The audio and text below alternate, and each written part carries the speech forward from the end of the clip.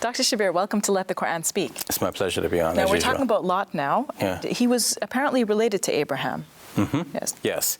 He was Abraham's nephew. The nephew, right? Yeah. So apparently the angels came to Abraham before they came to Lot and told Abraham that they were going to destroy this city that Lot lived in. Mm-hmm. Tell me a little bit about the story of Lot, because it seems like within the Bible and the Quran, the outline of the story is very similar. There are some minor differences within the details. Yes. So the similarities, we can see that in both the Bible and the Quran, the people of Lot are depicted as being disobedient to God, and then God decides to wipe them out. So he sent his angels to overturn the city. The angels are there with Lot as in the form of young men. The men of the city come to claim them for their own sexual gratification, which would amount to the rape of these strangers in their town. Lot tries to defend them, but nonetheless, these men are persistent, and God blinds them and instructs Lot to leave the town. He leaves, but his wife looks back according to the Bible, and she's turned into a pillar of salt. In the Quran, here we see one of the subtle differences. Lot's wife remains with them, so she gets the same punishment that they received. Okay. And I think the angels had warned in advance that his wife would not go along with Lot. That's right, in the Quranic depiction, yes. Mm-hmm. So as for turning into a pillar of salt, it could be that people looked at some of the formations. In fact, this is suggested in Hastings' Dictionary of the Bible, that some of the formations may have a kind of human-like appearance. So it's possible that somebody looked at it and say, oh, that looks like a human being. Maybe one of them was turned into a pillar of salt, and that could have been Lot's wife. So people may have inferred that later on, and that became part of the story. In any case, so much for the similarities as we have outlined. What are the differences? I'm sure. Well, you mentioned, Lot's wife. Yeah. There's another difference where after, Lot sought refuge, and I believe it was a cave, his daughters wanted to procreate.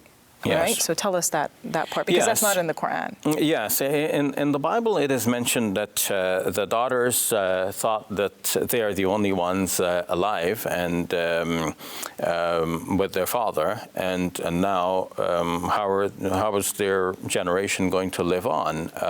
Well, they thought the solution is to be impregnated by their father, and the only way this is going to be done is to get him drunk and then sleep with him at night. And so they did one after another. The Quran does not have that story, and Muslims generally find that story difficult to comprehend, because from a Muslim point of view, the prophets are depicted as great moral examples, and because alcohol is prohibited in our faith, and certainly drunkenness is prohibited in both the Bible and the Quran, we do not expect that one of the prophets of God would have become so drunk that he wouldn't know who comes in and who goes and what to do with him. So Muslims find that story difficult to comprehend. I think there's one common theme within both the Bible and the Quran, the fact that women are not depicted very well in this narrative. So Lot's wife and then his daughters, right?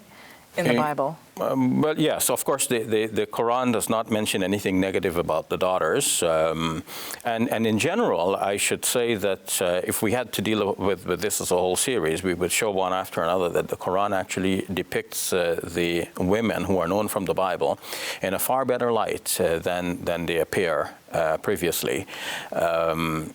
But that needs a separate discussion. But for the moment, Lot's wife is depicted both in the Bible and the Quran as not one of the believers, and so in the Quranic narrative she stays behind and she gets the same penalty that her people receive.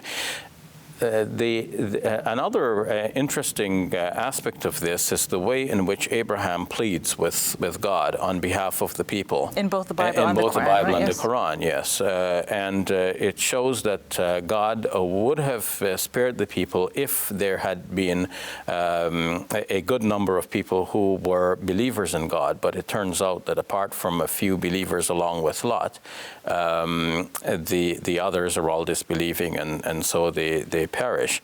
The Quranic narrative shows that there were many evils that these people were into, like the 29th chapter of the Quran, the 29th verse says that they were committing evils in their assemblies, they were robbing people on the highways, and so on. And greater than all of this is their rejection of God's prophet, because in the Quranic retelling of the stories of the prophets, this is the chief reason for the destruction of people. God sends a prophet, he preaches to them the message of monotheism, calling them towards God and away from their sins.